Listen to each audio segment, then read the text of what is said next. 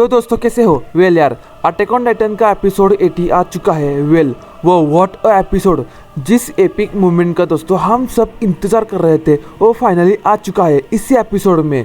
तो यार एंड तक रहना, वो वाला एपिक एपिसोड यार, वो मोमेंट वो क्या कमाल का था। ओके, लास्ट टाइम क्या हुआ था, एरन को गैबी ने शॉट मारा राइट, जिससे एरन का सर जाके गिरा जीके के हाथों में। जो दोनों गए वहाँ जहाँ यामिर दी वेरी फर्स्ट टाइटन वहाँ है, उस जगह पे जहाँ टाइटन का जन्म होता है। मतलब देखो दोस्तों, जब भी कोई Titan for example attack Titan को ले लो, जब घायल होता है तो खुद को हील करता है, मतलब हील कर लेता है, ठीक है। तो कैसे होता है और मतलब वो किस तरह से हो पाता है, वो एक मिस्ट्री है राइट। तो ये मिस्ट्री दोस्तों ये सॉल्व हो चुकी है। ये जगह जहाँ एरन और जीके है वहाँ टाइम बहुत ही स्लो चलता है। तो वहाँ अटैक टाइटन की बॉडी को यामिर वापस बनाती है, ठीक है।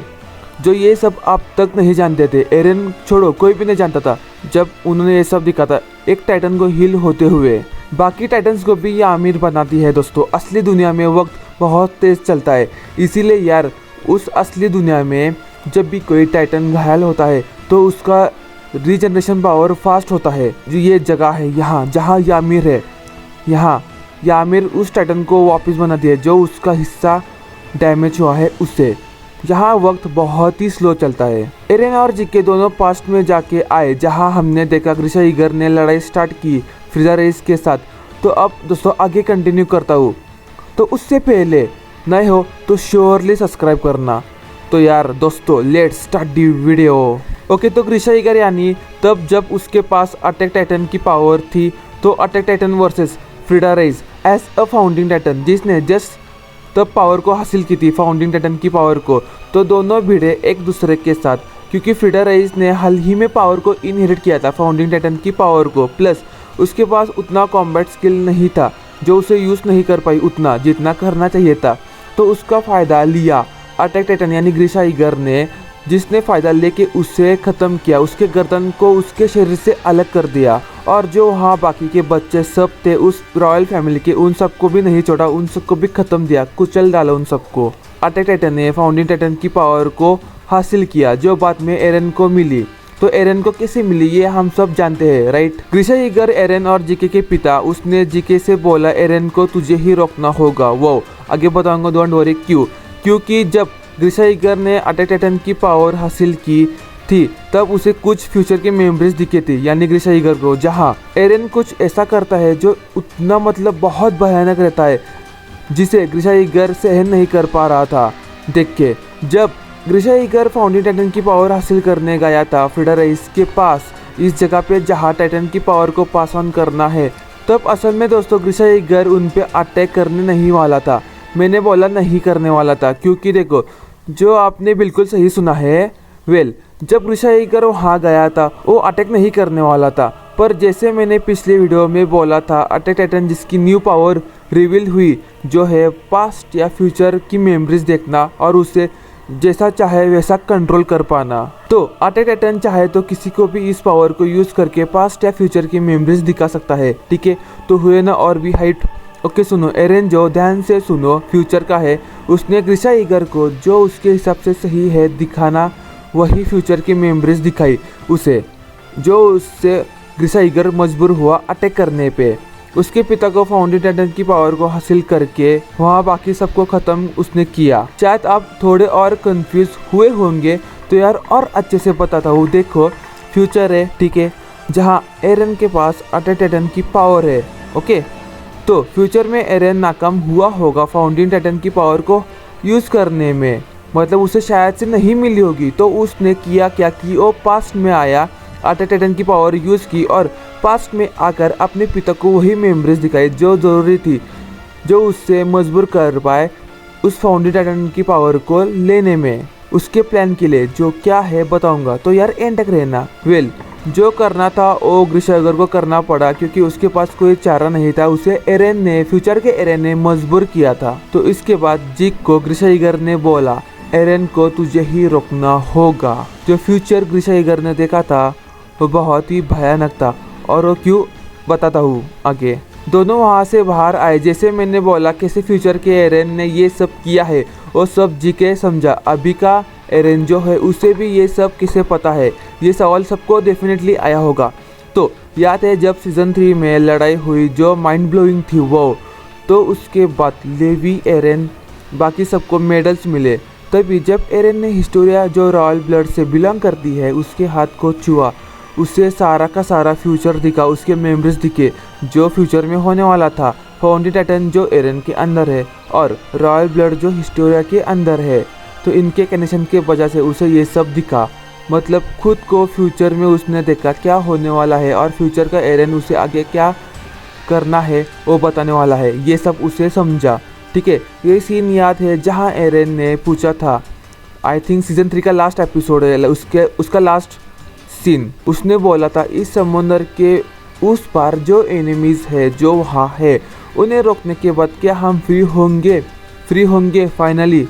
तो उसने फ्यूचर जो देखा था उसकी वजह से उसने ये सब बोला। तभी जीके जब ये सब वो समझा, उसने तुरंत उसके प्लान को स्टार्ट किया। यामिर को बोला जाओ, किसी को भी बच्चे आगे नहीं होने चाहिए, उनका जन्म नहीं होना चाहिए, ये काम करने को बोला। पर एरन ने अपने हाथों को तोड़ के वो गया यामिर के पास। और तभी ओके दोस्तों, लेट्स गो थोड़ा और पास्ट में, डोंट वरी, काफ़ी इंटरेस्टिंग पास्ट है। तो okay, Ymir the very first founding titan की इनहेरिटर, उसकी होल्डर, उसका पास्ट दिखाया हमें।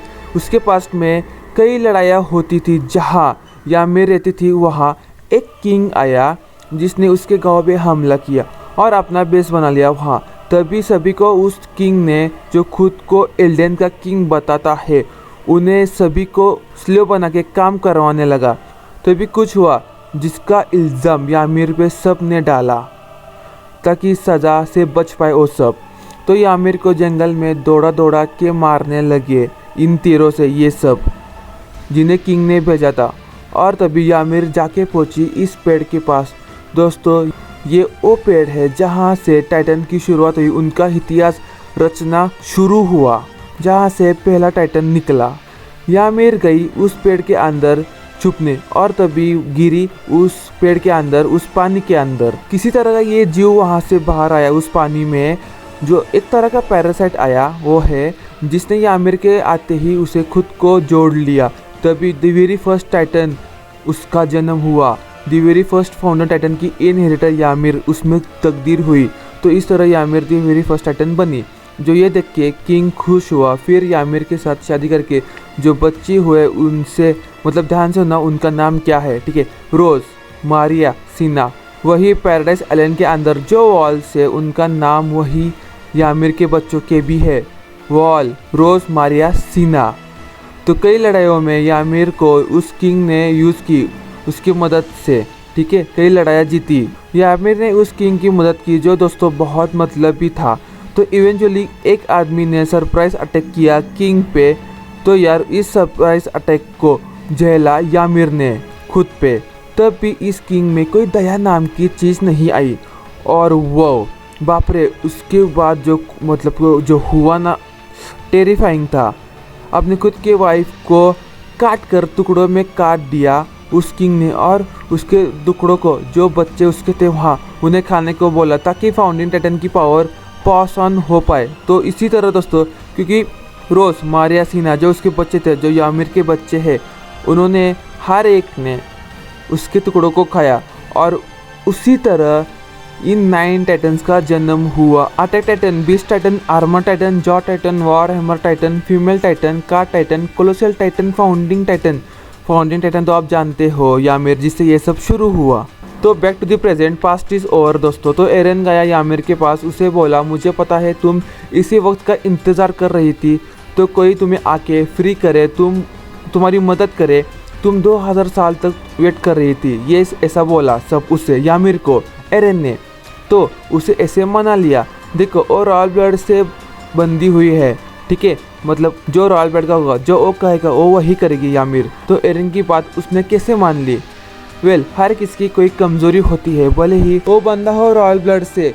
पर यामिर खुद फर्स्ट फाउंडिंग टाइटन की इनहेरिटर थी, उसने उस पावर को हासिल किया था सबसे पहले। तो उसके पास ही फाउंडिंग टाइटन की पावर है जिसके परमिशन के बिना उसके पावर को यूज़ नहीं किया जा सकता। तो एरन ने यामिर के दिल में जो जख्म थे उससे बाहर लाया ऐसे बातें करके, और यामिर ने खुद को आज़ाद करके खुद को उस कंडीशन से छुड़ा के एरन के हाथों में फाउंडिंग टाइटन की पावर सौंप दी। और फाइनली एरन का ट्रांसफॉर्मेशन शुरू हुआ। एरन तकदीर होने लगा फाउंडिंग टाइटन की असली फॉर्म में। वो दोस्तों सच में आपको भी एपिसोड देखना चाहिए। क्या कमाल का एपिसोड था, क्या कमाल का ये सीन ट्रांसफॉर्मेशन शुरू हुआ जो बहुत ही औसम था, एपिक था। जिस चीज़ से यामिर जुड़ी थी उसी से एरन जुड़ा और फाउंटेन टाइटन का ट्रू फॉर्म उसमें ओ तकदीर होने लगा। जो ये नज़ारा बॉस सच में एपिक था यार, परफेक्टली जैसे होना चाहिए था वैसे दिखाया। अभी मानते हो तो यार कमेंट करना ज़रूर। सबके सब शौक में ये देख के जो वॉल्स है सब बिखरने लगे, उनके अंदर से सारे कोलोसल टाइटन्स बाहर आने लगे। सभी के सभी आर्मीन और बाकी सबको लगा था कि एरन उनकी हेल्प कर रहा है, पर यार ऐसा नहीं था। आर्मिन भी समझ गया, क्योंकि देखो एरन का कोई मकसद और था। जहाँ एरन का जन्म हुआ यानी पैराडाइज आइलैंड पे, वहाँ पे बाहर के जो लोग थे वो आके उन्हें ख़त्म करना चाहते थे, जो एरन नहीं होने देना चाहता था। तो ज़रूरत थी असली प्लान के लिए बस किसी एक वॉल को तोड़ के वहाँ से कोलोसल टाइटन्स को बाहर लाकर मार्ली को डराना। पर एरन ने सबको बताया, अपना असली प्लान बताया जो है, जैसे मैंने बोला था आगे बताऊंगा उसका प्लान क्या होगा। धरती पे जो लोग हैं, जितने भी लोग हैं, सभी को एरन ख़त्म कर देगा। डेफिनेटली एरन उसके दोस्तों को बचा लेगा, मतलब कुछ लोगों को वो छोड़ देगा, कुछ ह्यूमंस को। तो कुछ ह्यूमंस तो चाहिए ना दोस्तों, जो आगे जाके न्यू जनरेशन को ला पाए। इसीलिए आर्मिन मिकासा शॉक में एरन का असली प्लान समझ के बाकी सब भी शॉक में चले गए, क्योंकि एरन का ट्रांसफॉर्मेशन अब हो ही चुका है, अब कुछ नहीं हो सकता। और यहाँ दोस्तों आज की कहानी ख़त्म होती है। कहा था ना, आज का एपिसोड बहुत कमाल का था। आपको भी कैसा लगा दोस्तों ज़रूर कमेंट करके बताना, ठीक है। तो यार आज के लिए इतना ही। वीडियो पसंद आया तो लाइक, सब्सक्राइब, शेयर। मिलता हूँ in next video with new topic. चलो गुड बाय।